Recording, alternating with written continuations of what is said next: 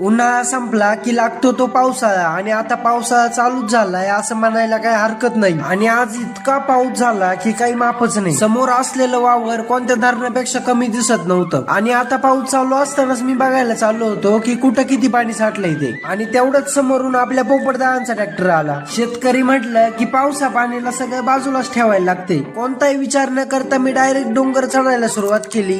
आणि आता डोंगरावर आल्यावर मला समजलं की जर मी इथं आलो नसतो तर किती भारी सीन मी मिस केला असता. मस्त खळखळ आवाज करीत वाहणार पाणी आणि आजूबाजूला असलेल्या पक्ष्यांची चिवचिवाट. पावसाने तर मी भिजलोच होतो. मग या धबधब्यात बसून बघितलं. आता तुम्ही म्हणशान की काय या छोट्याशा नदीत जाऊन बसलाय. पावसाळ्यात कुठेतरी मोठ्या दऱ्यावर जायला पाहिजे. आणि कुठेतरी मोठ्या दऱ्यात जाण्यापेक्षा आपल्या शेजारीच असलेल्या छोट्या छोट्या पाण्यात आलेलं बरं ना. पण काही म्हणा, डोंगरावरून जो नजारा दिसत होता ना, एकच नंबर होता. आणि या व्हिडिओच्या नादात छत्री कधी उलटी झाली समजलंच नाही.